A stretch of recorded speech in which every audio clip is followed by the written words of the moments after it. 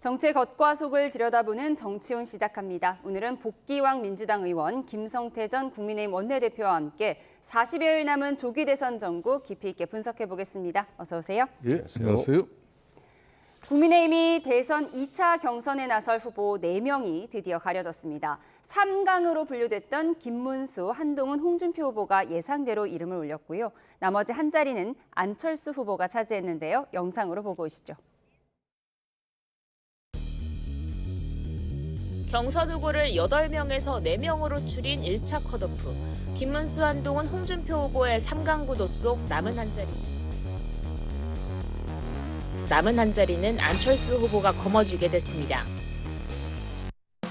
국민 여러분, 당원 여러분, 진심으로 감사드립니다. 저는 여러 가지 면에서 이재명 후보와 상대해서 이길 수 있는 그런 후보라고 생각합니다.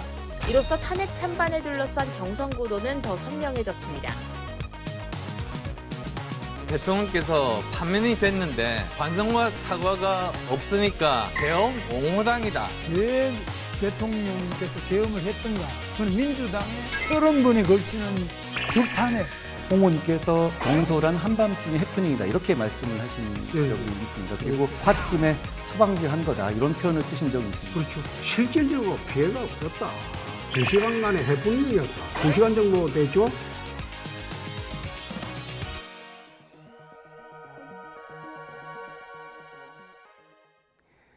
네, 이렇게 4명의 후보가 발표됐는데 순위나 득표율이 깜깜이인 건 선거법 때문인가요? 그렇습니다. 네. 의원님은 알고 계시나요? 지금 현재 당 내에서도 각 캠프에서 주장이 있는데 네. 특히 이제 홍준표 후보 캠프하고 김문수 후보 캠프에서 서로 1등이라고 지금 하고 있어요. 그러면서 각자 구체적인 수치도 나오는데 그 구체적인 수치는 저는 맞지는 않다고 봐요. 그렇지만은 그런 내용들이 돌고는 있습니다. 네, 대체로 선거관리위원회만 그 수치를 알고 있는 건가요? 그것도 아주 제한적으로 알고 있습니다.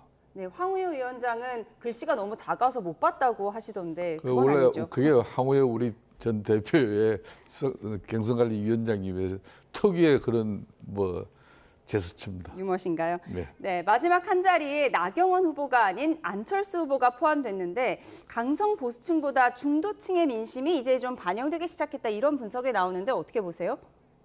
중도층 민심이라기보다는 나경원 후보 같은 경우는 이미 홍준표, 김문수 후보의 그쪽 표 시장이 꽉 차 있는데 거기를 두드렸어요. 그렇기 때문에 선거를 작전을 잘못 짠 거죠.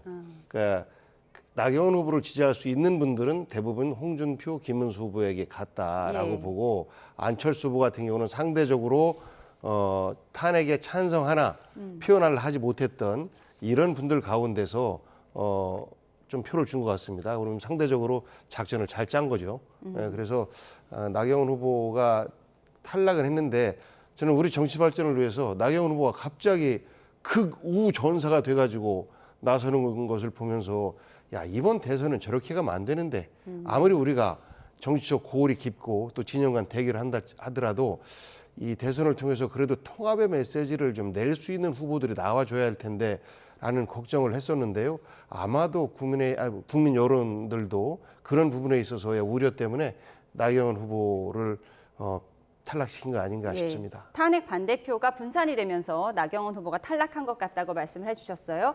말씀하신 것처럼 공식적으로 득표율 등의 경선 순위를 발표하지 않으면서 후보들은 서로 내가 1등이다 이렇게 얘기하면서 새 과시에 나섰는데요. 각 캠프에서 나온 분석 확인해 보시죠.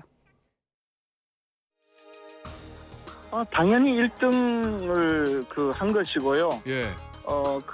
지금 여러 가지 지지율 내지는 득표율을 예상하거나 또는 그런 내용의 보고서들이 돌아다니고 있는데 우리는 사실 그동안 탄핵 선고 이후에 발표된 각종 여론조사 중에서 한덕수 총리가 빠진 여론조사를 전부 전수조사를 했고 합했었거든요. 우리가 1위를 하고 한동훈 후보가 10% 정도 뒤진 상태에서 2위를 한 것이 아닌가. 홍준표 후보가 1등을 했다는 얘기는 뭐 전원으로 들었습니다만 홍준표 후보 쪽에서는 첫 스타트는 약간 좀 뒤처진 측면이 있었지만 벌써 그만큼 많이 캐치업했다. 이런 측면에서 보면 홍 후보의 상승세가 뚜렷이 보인다. 4명으로 좁혀지면서 이제 이재명 대항마가 누구냐를 찾는 것이 이제 주 관심사가 될 겁니다. 그렇게 되면 아마 홍준표 후보가 50% 이상의 득표를 얻는 것이 불가능하지 않다. 결선까지 안 간다. 네. 성적표는 모르십니까? 네, 모릅니다. 뭐 각자 자기들이 다 1등했다고 또 우기더라고요. 네. 근데 뭐 저희는 그런 우격다짐은 안 하겠습니다. 어제 나타난 민심은 굿바이 윤이에요. 홍준표 후보가 한동훈 후보의 어떤 신상 문제를 제기를 했잖아요. 네. 그게 오히려 역풍 내지 한동훈 후보에 대한 어떤 지지 결집세로 혹시 야기를 했다고 그렇게 분석하십니까? 저는 상당히 그랬을 것 같아요. 그래요? 그래서 홍준표 후보가 예.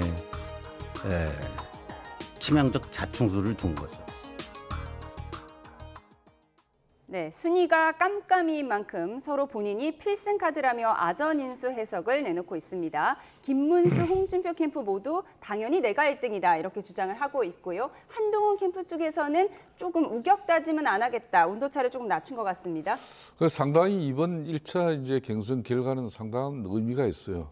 그동안 이제 사실상 국민의힘 내적으로는 이 탄핵의 강을 건너가면서 실질적으로 이재명 대표를 이겨낼 수 있는 그런 당의 결집력과 또 후보의 어떤 이미지 그리고 정책과 비전이 읽혀지는 그런 이제 선거가 돼야 되는데 경선 초반부에는 뭐 일부 후보는 윤심파리를 계속하고 있었고 또 강성지청 흔히 말하는 극우 보수의 어떤 그런 지지를 등에 얻고 안정적인 뭐 이 4강에 들어가려고 하는 그런 후보도 있었습니다.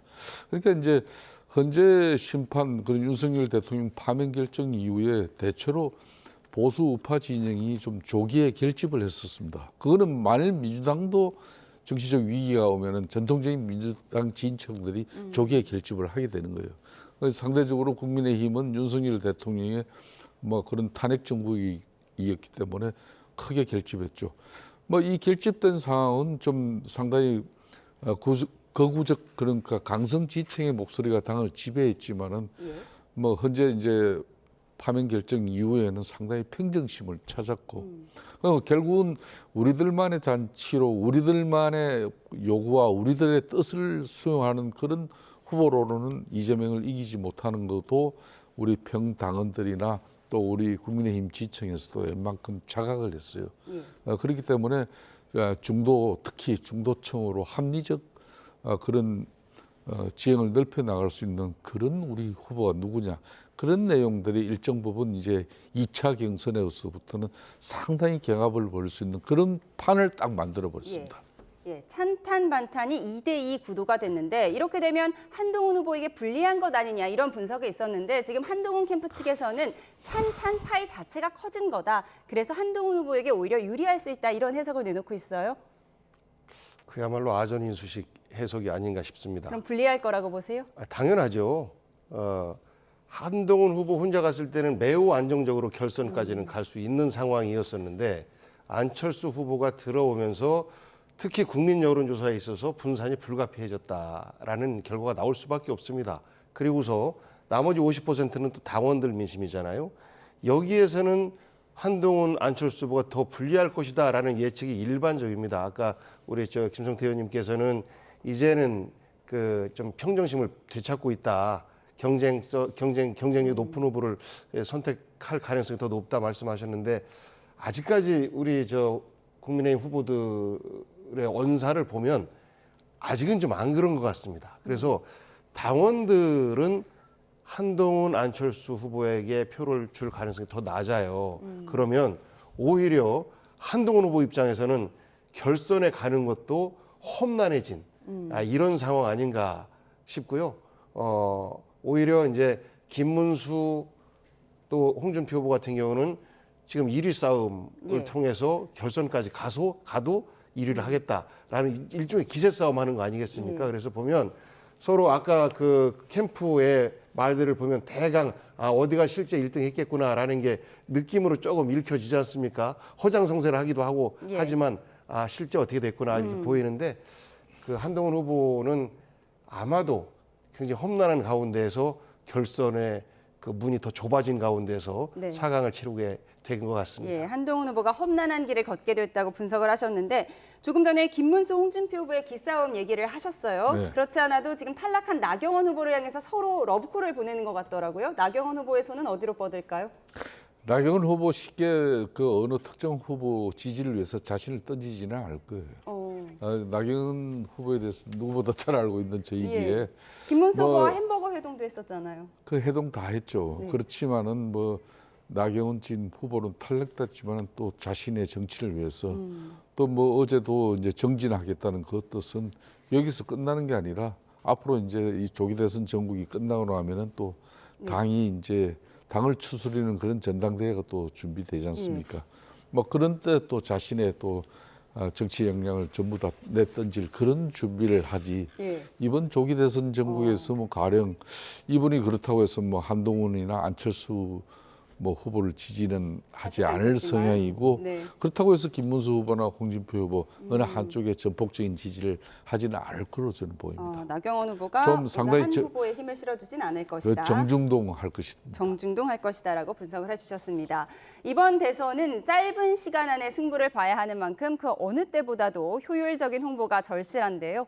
주자들은 젊은 유권자들에게 다가가기 위해서 저마다 톡톡 튀는 아이디어로 경쟁을 선보이고 있습니다. 영상으로 보시죠.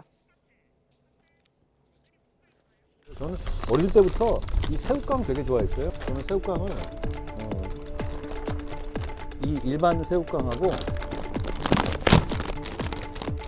매운맛 새우깡하고를 이렇게 섞어가지고 먹거든요. 적절하게 비율을 해서 먹으면 맛있어요. 발톱 깎읍시다. 발톱 깎자. 괜찮아. 조금만 더 깎자. 고고고고. 너도 깎을 거야? 네, 고양이 발톱을 깎아주는 영상으로 이른바 양심까지 겨냥한 한동훈 후보. SNL 코리아에도 참여했는데 방영 전 평소 자신의 성대모사를 하는 것으로 유명한 개그맨 정성호 씨와 함께 찍은 사진을 미리 올렸습니다. 안경과 옷차림, 헤어스타일까지 비슷한데 홍준표 후보의 인신공격성 발언이 언급될지도 주목됩니다. 다음 영상 보시죠. 네, 고령 논란을 극복하기 위한 걸까요? 김문수 후보는 인생 4컷 스티커 사진을 찍어봤습니다. 문수영 인생 첫 스티커 사진 너무 귀여우심이라는 글과 함께 짧은 영상을 올렸는데요. 듣고 오시죠. 인생 네카다. 자, 나왔습니다. 폭삭 나왔습니다. 네, 이 영상은 TV 홍카콜라에 올라온 현재 대한민국 정치 상황이라는 쇼폼인데요. 이재명 후보를 포함한 진보 성향 인사들의 캐릭터들을 홍준표 후보가 제압하는 내용을 담았는데요. 젊은 유권자들에게 다가가기 위한 아이디어 경쟁이 치열합니다.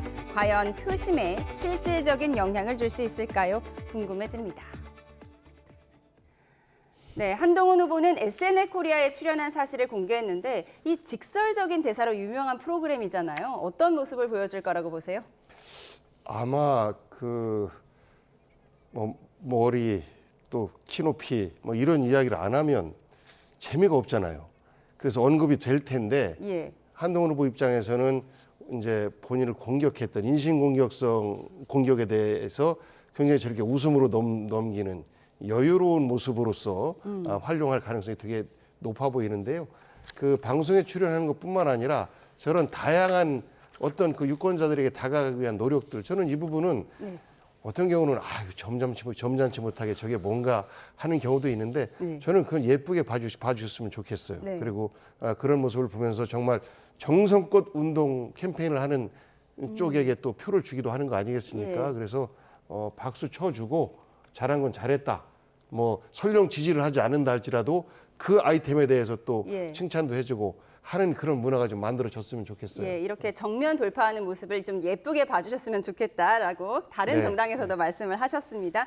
네, 한동훈 후보는 뭐 이번 선거 이기기 위해서는 양잿물이라도 마시겠다 이런 발언을 했습니다. 그렇습니다. 지금 이제 국민의힘 이제 이 조기 대선 경쟁 이 구도에서는 사실상 국민의힘 후보들이 마음고생을 많이 했어요. 예. 외부 요인 2가지 때문에 특히 그런데 첫 번째 요인은 누가 뭐라 그래도 윤석열 전 대통령의 처신 이런 부분에 대해서 국민적 반감이 워낙 큰데 그러니까 이게 후보로서는 참 국민의힘의 후보로서는 이게 뭐 그냥 한바탕 잔치로서 대중 친화적 어떤 그런 정치적 자신의 이미지와 그런 정책 비전 이게 보이게 해야 되는데 늘 윤석열 언론 메시지를 통해서도 윤석열 전 대통령의 기사 내지는 또 간주에서 사저로 복귀하는 어떤 그런 측면에서 뭐 좀 국민적 반감 뭐 이런 것들이 늘 이 경선을 듣고 있으니까 상당히 어려운 입장이었죠. 예.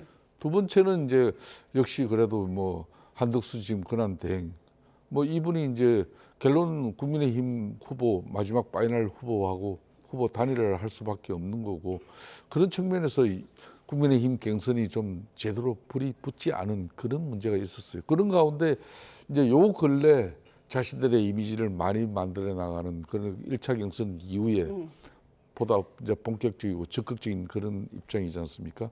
저는 뭐 그런 측면에서 직설적이고 단문의 메시지를 많이 날리는 이제 한동훈 대표 또 탄핵에서도 뭐 찬성한 입장이지만은 이게 결론은 보수를 살릴 수 있는 기구로 본인은 중도로 확장할 수 있는 그런 시대 교체의 중심 인물이다. 그리고 이제 뭐 김문수 또 이제 이 홍준표 후보 같은 경우는 그래도 이제 당내 지지 기반 특히 홍준표 후보 같은 경우는 대선 경험을 가지고 있다는 그 대단히 중요한 거죠. 뭐 그런 측면에서 김문수 후보와 두 분의 또 보이지 않는 이제 본격적인 싸움 갈등이 진행될 겁니다. 이런 것들이 이제 경선의 흥행을 좀 재미를 더하면서 뭐 안철수 후보의 저력도 역시 대선에 3번의 경험이 있는 출마에 그 저력을 뭐 나경원 후보가 조금 방심한 부분도 있죠. 예. 김문수 후보의 그림을 보여드리고 있는데 최근에 뭐 운동 챌린지 그래서 팔굽혀펴기 하는 영상도 보여주더니 오늘은 인생 4컷 촬영. 사실 우리 어렸을 때는 스티커 사진이라고 했는데요. 네, 저런 촬영 영상까지 올렸습니다. 아무래도 뭐 고령 논란을 극복하겠다는 의지로 보이죠. 맨 처음 출마하겠다라고 확신을 준 게 그 턱걸이 사진 아니었습니까? 예. 철봉. 예, 철봉. 그런 것처럼 의지를 갖고 이제는 뭐 내 좀 나이는 있으나 젊은이들과 똑같은 정서와 문화를 즐길 줄 안다. 저렇게 손아트도 하고요. 그렇습니다. 뭐 저도 해봤는데 약간 좀 민망하긴 해요. 그런데 저렇게 해야 젊은 사람들이 이렇게 관심을 갖고 나 한 거 저 사람도 했네? 라고 나와의 동질감 같은 게 느껴지지 않겠습니까? 그렇기 때문에 저런 캠페인을 위해서 아마 참모진들이 굉장히 노력할 테고 또 약간 그 세대 정서에 안 맞는데 내 정서에 안 맞으면 되게 어색하거든요. 그럼에도 불구하고 표를 위해서 또 유권자에게 다가가기 위해서는 뭐 저런 것들은 얼마든지 해도 오히려 잘했다, 수고했다라고 칭찬받을 수 있을 것 같습니다. 네, 어색한 노력을 예쁘게 봐달라는 복귀양 의원의 의견 들었습니다. 네, 그리고 조금 전에는요, 국민의힘 대선 1차 경선을 통과한 후보들이 한자리에 모여서 미디어 데이를 가졌는데요. 내일과 모레 개최되는 1대1 맞수 토론 상대가 정해졌습니다. 누가 가장 많은 지목을 받았을까요? 영상으로 보고 오시죠. 한동훈 후보님과 함께하겠습니다. 우리 당이 이렇게 탄핵이 되고 또 이렇게 다시 선거를 할 수밖에 없는 그 과정이 우리 한동훈 대표님 때 아니냐 해서 그걸 물어보려고 합니다. 정말 생각하시는 대로 정치하시는 것 같아요. 계엄이나 탄핵 이번 선거에서 피해갈 수 없습니다. 진솔하게 얘기하고 좋은 방향으로 이기는 방향으로. 저는 김문수 후보님 지목하겠습니다. 만나본 정치인들 중에서 가장 정직하고 고든 분입니다. 홍준표 후보님 모시고 어떤 반성을 하고 있고 어떤 과정을 거치는지 보여드려서 국민들의 관심을 끌어야 합니다. 그러려면 우리가 해야 되지 않겠습니까? 근데 한동훈 후보가 지목해 주니까 고맙습니다. 뭐 들어가지 말고 저도 지목하겠습니다. 저도 한동훈 후보를 지목하겠습니다. 예. 금요일은 저희 둘이 하는 걸로. 예. 사랑의 막대기처럼 서로 토론하고 싶은 상대를 정하는 건데 내일부터 이틀간 진행되는 1대1 지명 토론, 김문수, 홍준표 두 후보가 한동훈 후보와 토론을 하겠다고 지목을 해서 한동훈 후보는 총 3번의 토론을 하게 됐고요. 안철수 후보를 선택한 사람은 없어서 안 후보는 본인의 주도권 토론 한 번만 하게 됐습니다. 이렇게 되면 한동훈 후보 입장에선 좋은 건가요? 그렇죠. 한동훈 지금 현재 캠프 입장에서는 손해볼 장사가 아니죠. 왜 그런가면은 그래도 이제 국민의힘 전통적인 그런 지층 입장에서는 한동훈 대표의 이 이제 13 비상계엄에 대한 명확한 입장, 그러니까 탄핵을 찬성했고 또 헌재에서도 이 파면 결정 이 자체를 갖다가 우리가 그대로 승복하고 또 국민통합을 해서 수용해야 된다. 그리고 이제 앞으로 형사재판 부분에 대해서도 이제 뭐 내란죄 이 부분은 본인 법 상식으로는 일찌감치 판단을 해버렸지 않습니까? 여기에 대해서 이제 김문수 후보나 홍준표 후보는 쉽게 말하면 전통적인 우리 당원 지층의 반감을 사는 그런 이제 정치적 공격을 많이 날릴 거예요. 여기에서 이제 한동훈 대표가 얼마나 진정 어린 방어를 해내느냐. 그리고 한동훈 또 대표 입장에서 두 분은 아무래도 뭐 보수의 뭐 전통적 지지는 받고 있지만은 중도 이런 예형 확장을 해나가는 데는 한계가 있는 거 아니냐. 그런 측면에서 그걸 어떻게 이제 앞으로 이재명 대표를 상대로 해서 이길 수 있는 후보가 되겠느냐. 이렇게 되면 이제 안철수 후보만 지금 애토리 비슷하게 되는데 공교롭게 안철수 후보를 선택한 사람이 없어요. 그러니까 어쩔 수 없이. 그러니까 안철수 후보는 이번에 이제 빅4에서도 마지막 이제 티켓을 이제 뭐 본인이 이제 확보해가지고 올라온 거는 거의 사실이거든요. 그러니까 이제 새 후보 역시 안철수 후보하고 본격적인 뭐 토론해가지고 덕볼 일은 없다 이렇게 보는 거죠. 근데 그 안철수 후보 또 재력 있는 사람이에요. 네, 안철수 후보가 들으시면 서운할 수도 있으니까요. 그럼요. 네.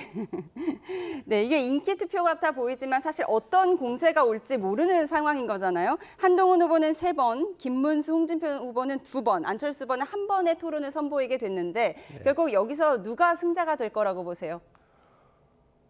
우선은 한동훈 후보가 제일 유리해졌죠. 노출이 그만큼 많이 되는 것이고. 공세를 받을 수도 있잖아요. 공세 또한 기회입니다. 토론 과정에서는.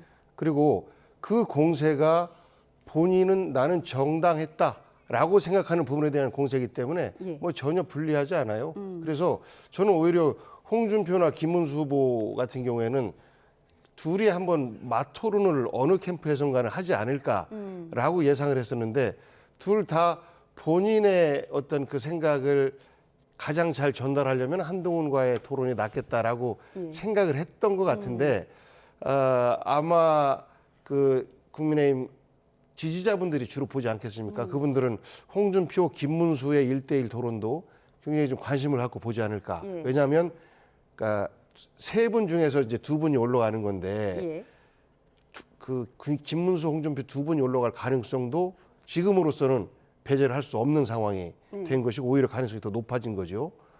그러면 그 2분이서 한번 토론을 하면 그만큼 더 노출 빈도가 높아지는 거기 때문에 그런 작전을 쓸 수도 있겠다 그랬는데 다들 그 토론하기 편한 상대, 쉬운 상대를 선택한 것 같아요. 예, 서로 쉬운 상대를 선택한 것 같다고 하셨는데 한동훈, 홍준표 후보가 서로를 선택했어요. 우리 할 말 많잖아요. 이렇게 얘기를 하면서 사실 인신공격 논란도 있었는데 이번에는 홍준표 후보가 한동훈 후보에게 잘생겼다면서 칭찬을 했더라고요. 그러니까 이제 한동훈, 홍준표, 한동훈 저 이제 며칠은 지명 토론에서 아마 뭐 2차 이익 경선에서 가장 이제 쉽게 말하면 좀 관심도가 높아질 거예요.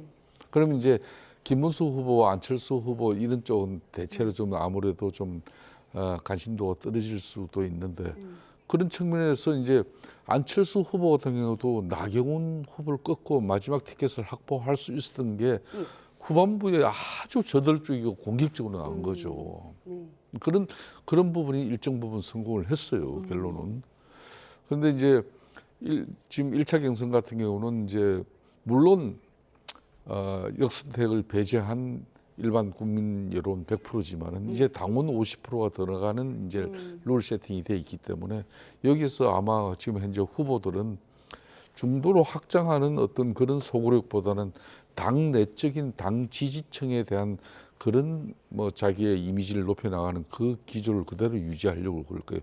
그런데 저는 그보다는 지금 이제 국민의힘 입장에서는 이렇게 이번 경선이 의외로 또 생각보다는 큰 흥행이 되지 않는 그 부분에 대해서는 대통령이 탄핵당한 정당에서 쉽게 말하면 집권당으로서 그 책임을 정치적 책임을 져야 되는데 그 책임을 지는 자정의 노력 그런 뭐 살을 도려내고 때로는 정말 그 아픈 고통을 감내내는 그런 시련을 이렇게 자정 노력으로서 보여주는 그런 측면이 빠져 있거든요. 이걸 이제 지금부터 이번 지정 토론에서는 바로 상대뿐만 아니라 국민의힘 전체를 아프게 때릴 수 있는 그런 결기를 가져줘야 돼요. 예. 그걸 누가 어느 후보가 잘하느냐 거기에 따라서 아마 달라질 겁니다. 네, 이렇게 국민의힘 경선 후보의 사자 대결이 본격화한 상황에서도 한덕수 권한대행의 차출론에 대한 관심은 여전히 살아 있습니다. 손학규 전 대표는 한대행의 출마 가능성을 이 정도로 보고 있는데요. 직접 확인해 보시죠. 참여 요청은 받았습니다. 또 도와달라고 하는 요청도 받았고 아니 그 참여하지 않겠다고 그랬어요. 중요한 것은 한덕수 권한대행 자신의 의지가 문제다. 이 대통령을 내가 나가야 될 것인가에 대한 결심을 아직은 못했다고 보는데 그래도 뭐 7, 80%는 일단 왔다. 네, 한덕수 추대론 여전한 변수인데요. 어제는 한대행의 출마를 촉구하는 추대위원회가 출범하기도 했습니다. 일각에서는 손학규, 고건 전 총리 등이 합류할 거라는 전망도 나왔었는데 손학규 전 대표 오늘 방송에 나와서 그런 제의는 받았지만 내가 응하지 않았다 이렇게 대답을 하면서도 또 한대행이 출마할 것 같다라는 의견을 냈습니다. 어떻게 보셨습니까? 과거 반기문 사무총장의 경우도 뭐 할 듯 말 듯 하면서 했잖아요. 그리고 그때와 비슷하게 접근하는 것 같아요. 그때도 충청권 출신의 원로분들이 먼저 반기문 총장을 옹립하는 이런 분위기를 만들어내고 했었는데 이번에는 보니까 뭐 경기고등학교 동문께서 나서가지고 하시는데 하기는 할 가능성은 좀 있어 보이는데 저래가지고 되겠나 하는 생각이 들더라고요. 그래서 아마 지금 국민의힘 내부의 그 주자분들도 얼마 전까지는 막 그 반대하는 목소리도 내고 하시다가 지금 별로 신경 안 쓰는 듯한 이런 느낌이 좀 들거든요. 그리고 물리적으로 시간이 별로 없어요. 그러니까 24일 날 9시에 2대2 2+2 그 회동을 미국과 하고 그 결과를 잘 내고 대선 출마할 가능성이 있다라는 뭐 말씀을 하는 분도 계신데 설령 그렇다 할지라도 지금 국힘의 결선이 5월 3일이잖아요. 그리고 후보 등록 마지막 날이 5월 8일인가 아마 그렇게 될 겁니다. 그러면 불과 그 며칠 안 되는데 그 사이에 한덕수 대행이 어떻게 그 대선에 준비를 하고 조직을 짜고 그 후보 단일화를 위한 이벤트까지 할 수 있을까? 좀 물리적으로도 좀 만만치 않아 보여서 하고 싶어도 꽃 감아도 제대로 안 만들어지고 그리고 물리적인 시간에도 좀 쫓기고 해서 어렵게 되지 않을까 뭐 이런 전망을 좀 하고 있습니다. 꽃가마 만들 시간조차 부족할 것 같다라고 보셨어요. 그런데 손학규 전 대표는 한덕수 대행이 결심하면 도울 것이다 이런 의향을 좀 내비쳤거든요. 그렇습니다. 어제 이제 서울 프레스센터에서 이제 출마 촉구 그런 기자회견이 있었지 않습니까? 여기에 이제 고건 전 총리 뭐 저는 이제 우리 손학규 또 민주당 전 대표님 그리고 김만복 전 국정원장 이런 분들이 이제 멤버로 주로 이름이 올라가 있었는데 상당히 이제 정치적으로 상당히 좀 특히 민주당 뭐 성향이 좀 높은 그러신 분들이 많지 않습니까? 그런 정도로 또 상당히 또 중립적이었던 그런 인사 중심이었는데 그런 분들이 중심이 돼가지고 뭐 이런 한덕수 대행의 출마를 촉구한다는 것은 저는 상당히 좀 의미 깊게 봤어요. 그렇지만 저도 이게 2017년 박근혜 대통령 탄핵 이후에 우리가 이제 만든 대통령이 파면은 됐지만은 정권은 그래도 쉽게 넘겨줘서는 안 되는 거 아니냐. 그래서 마침 그때 충청인 출신이면서도 또 국민적 이런 상당히 그 존경심도 가지고 있던 반기문 유엔 사무총장을 그때 이제 사실상 그때는 민주당 후보 문재인 전 대통령보다도 반기문 총장이 더 여론이 높았어요. 그럼에도 불구하고 이분이 이제 결론은 새 집이 필요하다 그래서 만들어진 게 바른정당인데 이 바른정당이 만들어지고 바로 올 줄 알았는데 뭐 김숙 대사를 비롯한 애교 관료들 도움을 받으면서 한 20일 그냥 그 대선 행보 아닌 대선 행보를 하다가 예. 민주당에게 세게 여러 차례 맞고는 그냥 그대로 드롭이 돼버렸거든요. 그런 측면에서 저도 한덕수 대행께서도 지금 현재 민주당이 상당히 날선 그런 지금 공격이 많이 이제 이루어질 거예요. 이게 이제 정당 우산 속에 일찌감치 들어와 가지고 정치적인 뭐 대응을 하면 되는데 본인이 밖에서 저게 출마할지 안 할지 이러고 있으면은 자고우면하고 있으면은 예. 절대 민주당이 그냥 두질 않습니다. 예. 그래서 참 쉽지 않을 수도 있는데 본인께서 정치적 소신과 결단, 결심으로서 정말 이재명 대표만은 자기가 총리 3년 동안에 경험해 보니까 정말 대한민국이 걱정된다면은 하루라도 빨리 국민의힘 후보가 최종 결정되기 이전에 본인의 뜻을 밝혀내야 된다. 그게 정치 도리죠. 예, 한덕수 대행이 어제 경제 전문 외신과의 인터뷰도 진행한 것으로 전해졌는데 아직 그 내용은 공개되지 않았습니다. 어떤 내용이 나올지 한번 지켜보도록 하겠습니다. 민주당 이야기를 좀 해보겠습니다. 최근 공직선거법에 저촉될까 봐 마이크 사용도 자제하고 공개 행보 자체를 줄이고 있는 이재명 후보. 선거 전략에 눈에 띄는 점이 하나 더 있습니다. 색깔을 이용한 전략인데요. 화면을 보시죠. 네, 바로 이재명 후보. 포스터 모퉁이에 빨간 삼각형이 눈에 띕니다. 합동 연설회에서의 어깨띠 아래쪽에도 빨간색이 들어가 있는데요. 빨간색 없는 다른 후보들과 구분됩니다. 네, 지난 대선과 총선에서 파란색 마스크를 쓰고 또 유세 차량도 온통 파란색으로 뒤덮은 것과는 확연히 다른데요. 이 후보 측은 중도 확장 의미에서 빨간색도 담은 거라며 더 넓은 의미에서는 빨강과 파랑을 태극기로 형상화해서 하나의 대한민국을 만들겠다는 뜻이라고도 밝혔습니다. 네, 요즘 작은 빨간 삼각형, 또 빨강 한 스푼을 넣었다 이런 분석도 나오는데요. 이게 중도 확장 전략이라고요? 대한민국을 운영하는 데 있어서도 이재명이 대통령이 됐을 때 저렇게 하겠다. 비록 파란 면이 넓지만 방점은 또 빨간 거에 찍히는 거 아니겠습니까? 그리고 나라를 운영하는 데 있어서 이념이 그다지 중요할까요? 우리 국민들의 삶, 그리고 국가의 미래, 이것이 가장 중요하기 때문에 저는 지금 국민의힘에서 나오는 좋은 정책과 공약들 이런 것들까지 다 다음 정부에서는 다 포용해서 운영을 했으면 좋겠고 그런 그 뜻을 밝히고 있고 저 로고 속에 그 뜻이 뭐 숨겨져 있다고 생각합니다. 그리고 또 저런 캠페인은 이재명 대표이기 때문에 가능한 캠페인이기도 하죠. 만약에 다른 후보가 저렇게 한다 그러면 또 당 내부에서 공격받을 수 있는 여지가 일부 생길 수도 있는데 이재명 후보 스스로가 국민의힘의 생각과 색깔도 우리는 포용해야 한다라고 지금 밝히고 있는 것이라서 저는 뭐 민주당에 속한 사람으로서 굉장히 다행스럽고 이재명 대표가 정말 저 생각을 잃지 않고 국정 운영한다면 잘할 수 있겠구나라는 생각이 들게끔 하는 그런 캠페인입니다. 예, 국민의힘의 정책도 포용하겠다는 의미라고 하는데요. 국민의힘에서는 어떻게 보세요? 뭐 TV 뭐 우리 아이가 달라졌어요. 뭐 이런 뭐 방송 프로그램이 아주 인기를 가지고 있습니다만은 지금 현재 민주당 이재명 대표가 많이 달라졌죠. 그러니까 뭐 중도 보수 실용주의적 정치적 이 변화된 행보 이 자체는 워낙 자신의 강한 이미지. 그동안 민주당 내에서는 그 진보 좌파적 어떤 그런 많은 선수들 속에서 자신의 뭐 정치 이미지를 만들어 가려고 보니까 상당히 뭐 이 극단적이고 좀 강한 이미지로 가지고 저런 사람이 대통령 되면 대단히 위험한 거 아니냐 이런 대다수의 이제 중도 무당층이나 특히 보수 진영의 우려와 걱정을 불식시키는 그런 여러 가지 지금 행보를 만들어내겠어요. 지금 현재 이재명 대표 입장에서는 민주당 자체가 지금 현재 대선 캠프라고 해도 과언이 아니죠. 그러니까 이재명 대표의 지금 부자 몸조심은 전통적인 뭐 이제 이 블루 칼라의 민주당 칼라뿐만 아니라 정말 국민의힘이 빨갱이를 갖다 넣어가지고 이 좀 혼탕을 시키는 거죠.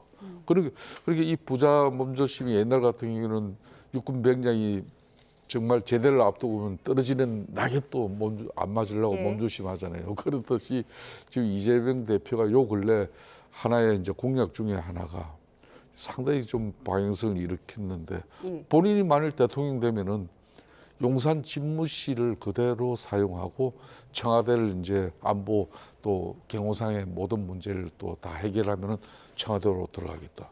이런 게 어찌 보면은 이재명 대표는 대통령 되면 용산 이게 뭐 언제 용산이냐 이거 뭐 대통령 집무실 이전 이게 분명히 이제 정치적으로 시비를 걸고 또 정치적 보복의 대상이 되는 꼴인데 그래도 거기를 가서 대통령 집무를 보면서 청와대로 들어가겠다. 이런 부분이 어찌 보면은 상당히 국민들에게는 좀 안정감을 주는 그런 행보죠. 이런 거에 지금 이제 민주당에 이제 좀 고도의 기술자들이 지금 잘 작동이 되고 있다는 건데. 떨어지는 낙엽도 조심하는 이재명 후보에 대한 이야기 하고 있는데요. 공직선거법 위반 혐의로 기소됐다가 2심에서 무죄 판결을 받은 이재명 민주당 후보에게 남은 건 이제 대법원 판단이죠. 그런데 대법원이 이 후보 사건을 대법관 전원이 판단하는 전원 합의체에서 결론 내리기로 했는데요. 이에 대한 정치권 목소리 듣고 오시죠. 과연 우리한테 청신호냐 적신호냐 그래서요? 그런 건데 아직 정확한 판단은 좀 하기가 어려운 것 그래요? 같습니다. 사건이 배당되자마자 거의 신속하게 이렇게 전원합의체로 또 대법원장이 직접 지시를 해서 회부를 한 게 굉장히 이례적이다. 만에 하나 좀 안 좋은 결과가 나올 가능성이 혹시나 있는 거 아니냐 이제 이런 걱정을 좀 하고 있는 상황입니다. 민주당은 그 유력 후보가 증발될 가능성도 지금 상존하는 거고요. 여러 가지 사법 리스크에 대한 문제. 만약에 대통령이 되신다고 하면 불소추 특권에 대한 또 다른 많은 해석들, 논란들 굉장히 심각한 문제가 발생하는 거기 때문에 아마 국민들이 많이 평가를 해주실 것 같고요. 네, 들으신 것처럼 이재명 후보의 공직선거법 위반 사건을 대법원 전원합의체에서 전격 회부했는데 전현희 의원은 뭔가 불안하다고 했어요. 어떤 점이 불안한 거죠? 혹시 대선 전에 판결을 내리지 않을까? 뭐 이런 불안감이 있는 건 사실인데요. 실제 대법에서 이것에 대해서 극단적으로 파기 재판 과거에 나왔잖아요. 파기 재판을 한다 할 가능성은 뭐 거의 없어 보인다라는 것이 일반적인 중론이고 그러면 이제 기각 아니면 이제 파기 환송인데 그러면 대통령 선거 결과에 영향을 못 미칩니다. 결국 선거 끝나야 결과가 나오고 나서 그 다음에 진행되는 것인데 예를 들어서 유죄 취지로 파기환송을 한다라고 하는 것은 이 재판이 선거에 다시 고등법원으로 가서 그렇죠. 또 심의를 해야 되니까요. 영향을 크게 주는 거지 않습니까? 그래서 저는 이게 이제 소부가 아니라 전원 합의부로 보낸 것은 그만큼 대법원장이 이건 책임을 지고 정치적 파장을 최소화하는 방향으로 끌고 가겠다라는 의지가 보이는 것이라 저는 대법원에서 그렇게 깊숙이 정치에 관여할 가능성은 좀 낮아 보이고 그것이 상식인 것 같습니다. 만약에 대선 전에 유죄 취지의 파기환송이 나오더라도 대선에 영향을 줄 정도는 아닐 거라고 보셨습니다. 어떻게 보세요? 그러니까 검찰의 항고가 이제 있고 뭐 최종 답변 마지막 기일 딱 정해지자마자 이제 이재명 대표 측에서 이제 답변서 넣자마자 대법원에서 전원 합의체로 이렇게 결정을 했지 않습니까? 상당히 이례적인 결정이죠. 만약 이 전원 합의체에서 신속하게 이렇게 결정을 낸다 그러면은 어떤 결정이든 상당히 대선 전국에서 큰 회오리가 몰아칠 것은 뻔한 것이죠. 그런 만큼 진짜 이게 뭐 전원 합의체 이 결정은 정말 신속하게 이루어진 결정인데 그런 만큼 이 전원 합의체의 결론도 신속하게 나올지 이건 또 모르는 일이에요. 그렇기 때문에 좀 더 지켜보고 국민의힘 입장에서도 뭐 이 조희대 대법원장이 633 원칙을 가지고 뭐 지키라고 우리는 늘 원칙적인 입장을 많이 이야기했지만은 뭐 조희대 이 대법원장이 직접 이번에 본인이 나서 가지고 저는 그러니까 합의체에서 이렇게 결론을 내자는 걸 좀 본인의 의지로 한 거거든요. 그런 만큼 이제 언제든지 이제 대법 같은 경우는 이제 양측의 뭐 검찰이든 또 뭐 이재명 대표 측이든 이 이야기 들을 거 없이 그냥 전원 합의체 결론 내버리면 며칠 상관에서도 내버릴 수 있는 거예요. 그런 측면에서 이제 민주당의 전원이 최고 민주당 지도부 입장에서는 좀 걱정이 안 될 수는 없겠죠. 그렇다고 해서 국민의힘 입장에서도 뭐 대법에서 전원 합의체에서 이재명을 다시 뭐 이게 뭐 그 참 쉽지 않은 거기에 뭐 또 우리가 기대를 걸 수도 있을. 더 이상 사법 리스크에는 의존하지 않겠다는 그럼요. 말씀이시죠? 우리 자신들을 이재명 대표를 이겨 나갈 수 있는 그런 자정 노력과 또 경쟁력이 중요한 거죠. 알겠습니다. 법원의 시간표가 대선에 어떤 영향을 줄지까지 짚어봤습니다. 지금까지 복귀양 더불어민주당 의원 김성태 전 국민의힘 원내대표와 함께했습니다. 고맙습니다.